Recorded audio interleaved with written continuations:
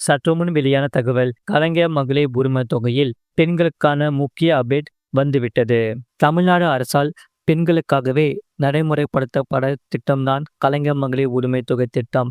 மாதந்தோறும் ரூபாய் 1000 இத்திட்டத்தின் கீழ் அவர்களது வங்கி கணக்குகளில் நேரடியாக வரவு வைக்கப்படுகிறது.